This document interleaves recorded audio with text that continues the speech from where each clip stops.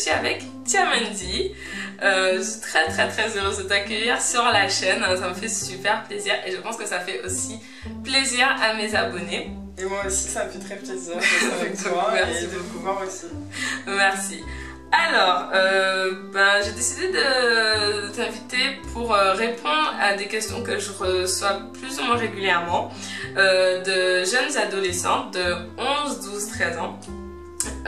Donc je vais lire par exemple le message de Naomi Alton. Hello la belle, donc ça fait quoi 4 heures que je regarde tes vidéos, elles me plaisent beaucoup, merci. Et je me disais que tes cheveux étaient ou bouclés de base ou t'avais fait un cœur. Bref, et là j'ai bien vu qu'on a les mêmes, j'ai 11 ans. Mais là j'ai un truc, un déclic, en fait j'en ai marre de faire tout le temps des pompons. Donc les pompons c'est ce que moi j'appelle dans une de mes vidéos les puffs en fait. J'appelais ça comme ça quand j'avais ton âge. Je suis passée plusieurs fois par la phase je déteste mes cheveux, donc j'ai fait un défrisage.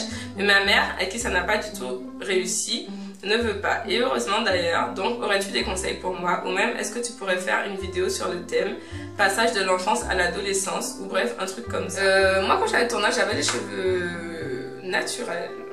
Tiens, t'avais les cheveux défrisés. Et c'est vrai que quand on passe de l'enfance à l'adolescence avec ses cheveux crépus, c'est là qu'on commence à prendre conscience que voilà, que de son image, c'est là qu'on a envie, mais même qu'on n'a pas les cheveux crépus en fait finalement. Ah bah oui, c'est pré-adolescence, adolescence, donc on se découvre. Exactement. Et donc c'est là qu'on veut prendre des initiatives, et d'ailleurs c'est très bien de prendre des initiatives, de s'intéresser à tes cheveux et de vouloir comprendre ses cheveux. Après, c'est quand même important d'inclure tes parents dans ta démarche. Ouais, je suis d'accord. De toute façon, pour l'instant, tu gères pas encore ton budget. C'est sûrement tes parents qui achètent. Donc, ils ont quand même leur mot à dire. Mais c'est génial que déjà à ton âge, tu t'intéresses à tes cheveux crépus, que tu veuilles en prendre soin, que tu veuilles déjà choisir tes produits. Donc, par exemple, si tes parents ont choisi de t'acheter... tes parents, par exemple, peuvent te donner un budget. Et tu peux en discuter avec eux, mais c'est vrai que cette démarche, c'est bien si elle est faite à deux, mais en tout cas, je t'encourage à fond à t'intéresser, à te renseigner, à découvrir tes cheveux. Et c'est super que tu le fasses déjà. C'est normal que tu cherches un petit peu, etc. Mais tu vas voir, ça va venir tout seul. Après, au niveau des coiffures, peut-être essayer de changer un petit peu d'accessoires. Par exemple, mettre des épingles un peu plus discrètes plutôt que des pinces assez voyantes de couleur. Tu vois, tu vas essayer de trouver des accessoires un petit peu plus discrets, de mettre peut-être un peu moins de rose au début. C'est vraiment le choix des couleurs et des accessoires qui va te faire passer à une coiffure un peu plus ado. T'es pas obligé à 11 ans de savoir te coiffer, de savoir faire des nattes avec rajout, des nattes sans rajout, des vanilles. T'es pas obligé, c'est normal, tu apprends. Comme tu apprends à te connaître, tu apprends à manipuler tes cheveux. Mais peut-être que tu peux petit à petit apprendre à faire des chignons. Pas forcément des pompons, puisque apparemment tu sais les faire. Mais apprends à faire des chignons et à les accessoiriser, comme elle disait Tia. Et avec ta mère, c'est sûrement ta mère qui te coiffe, qui te fait des tresses. Continuez comme ça, et en plus ce sont des bons souvenirs, faut faire les choses étape par étape, ne pas se presser. Essaye de lui demander petit à petit, de t'apprendre à faire des tresses, de t'apprendre à faire des nattes. Mais petit à petit, il ne faut pas te dire que c'est une urgence de savoir tout faire toute seule parce que tu es encore jeune et tu te découvres. Par contre, il faut surtout pas que tu tombes dans le piège achat de produits. Faut pas que tu réclames tout le temps à tes parents, j'ai envie de tester telle marque, parce que d'une, c'est pas important, de deux, ça va faire dépenser trop d'argent à tes parents et ça va vous mettre un peu en conflit. Mais plus sur des petites techniques, des petits accessoires, des petites choses pas chères et apprendre à te connaître comme ça, ouais. Voilà.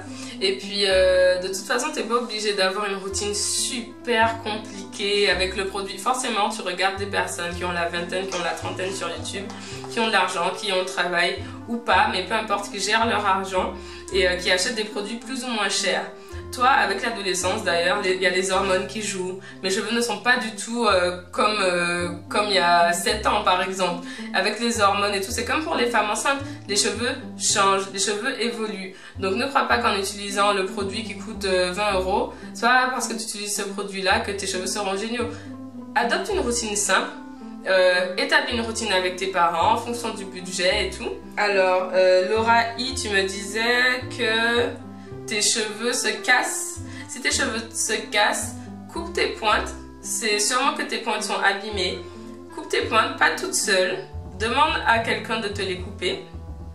Et ensuite, comme ça, tu peux partir sur une bonne base. Demande à quelqu'un de te faire des vanilles ou des nattes. Et pendant que tu as tes vanilles ou tes nattes, tu vaporises tes cheveux avec de l'eau et de l'huile à l'intérieur.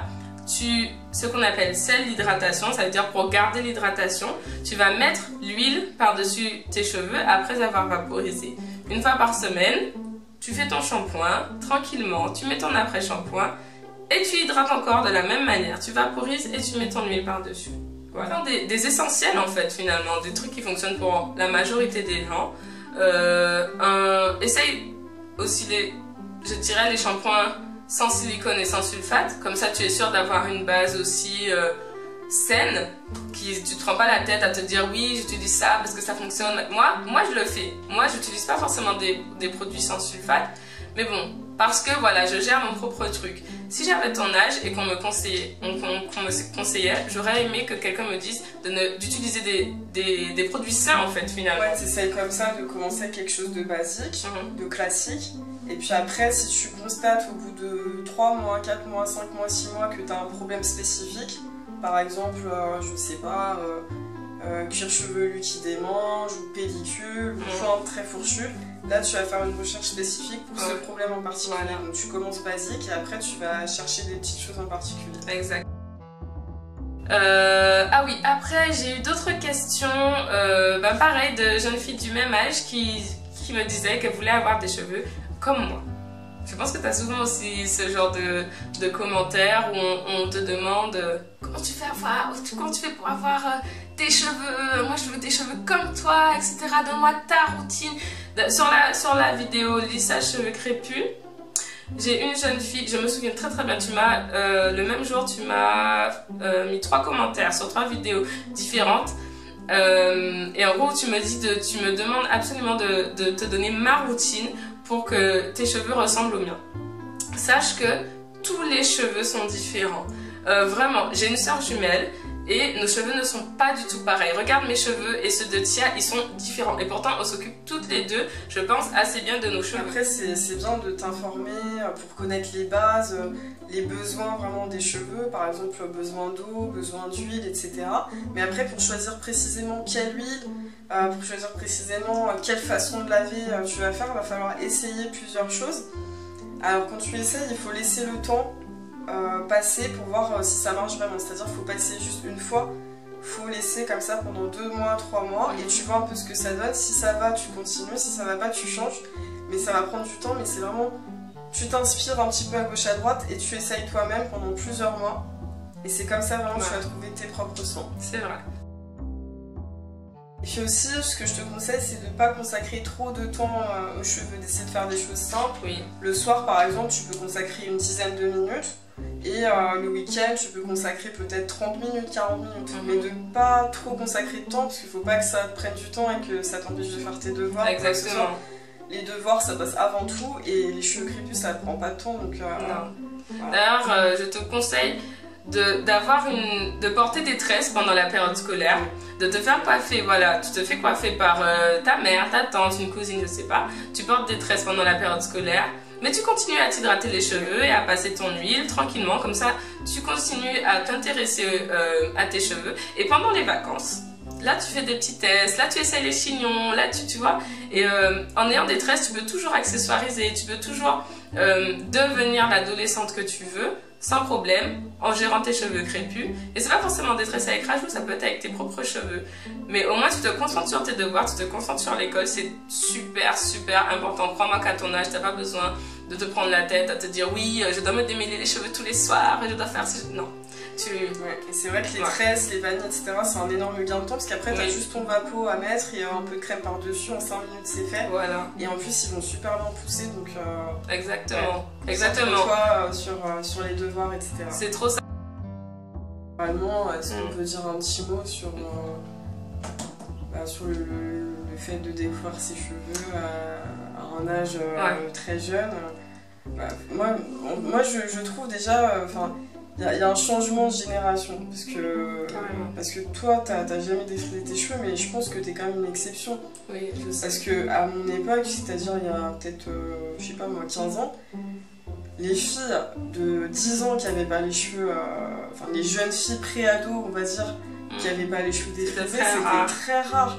Ou alors, même si elles avaient les cheveux naturels, systématiquement en détresse, mais jamais on voyait des filles vraiment avec les cheveux crépus. Donc déjà, vous êtes dans une nouvelle génération et c'est excellent parce que déjà, vous partez sur des bonnes bases, vous agressez pas vos cheveux, il n'y a pas de traitement chimique, alors que nous, on a grandi, enfin moi j'ai grandi au traitement chimique.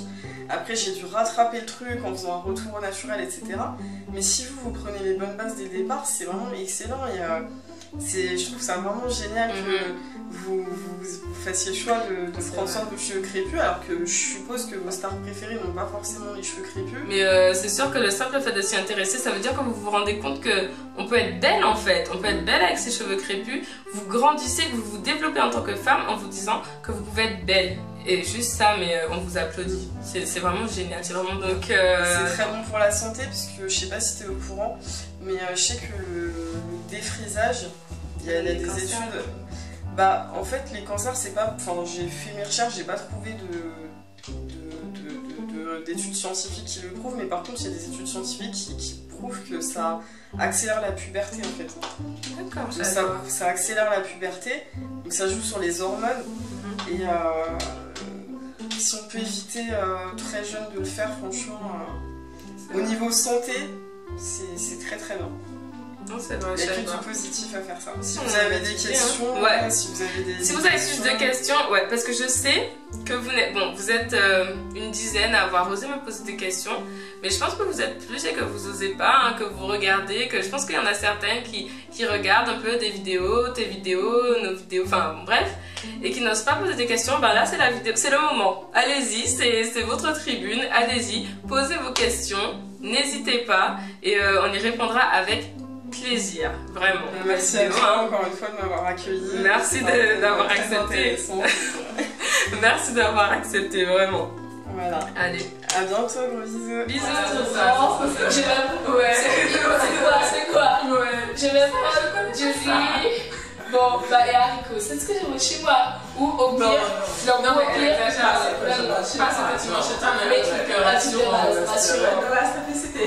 mais sinon, pour un bon resto, enfin un resto. Et démêler. Alors, je vous montre comment je procède sur une section. Ma section est démêlée. Je la resectionne en plus petites sections pour pouvoir appliquer ma poudre claire.